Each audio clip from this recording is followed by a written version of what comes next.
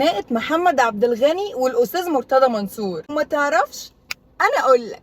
الأستاذ مرتضى منصور دخل النادي عادي بالعربية، راح عشان يركن، لقى عربية راكنة مكانه. تعالى يا بتاع الأمن، عربية مين دي؟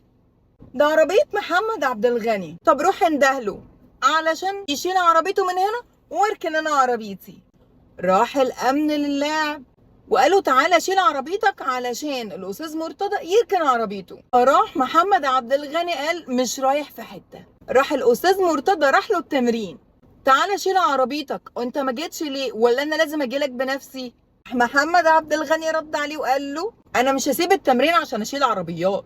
راح الاستاذ مرتضى منصور راح قايل له ليه يعني، هو احنا كنا جايبين ميسي؟ بعدها على طول الاستاذ مرتضى منصور عمل تصريح وقال كويس والله ان محمد عبد الغني بقى عنده بي ام، ده كان جاي لنا بتوك توك. فكرني بمسرحيه محمد هنيدي وهو عامل نفسه ست وقعد يقول هي نسيت نفسها ولا ايه بنت بتاعت الجزر، كانت جايه وحاطه عفشها على العربيه كارو. انا مش مصدقه بجد ان ده بيحصل في النادي. والله ما صعبانه عليا غير جماهير نادي الزمالك، فعلا صعبانين عليا. شوفوا كل يوم حاجات انقح من اللي قبلها. والله ما كنت عايزه اعمل لكم فيديو بس الخبر ده ما يتفوتش، القافيه حكمت.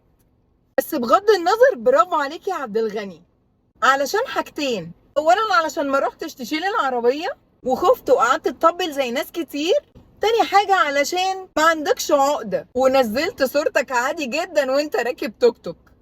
المفروض يا جماعة يحطوا كاميرات جوه نادي الزمالك، دي هتجيب ضحك هستيري. الفيديو ده بيقولك ان الاستاذ مرتضى منصور ومحمد عبد الغني مسكوا في بعض. سلام.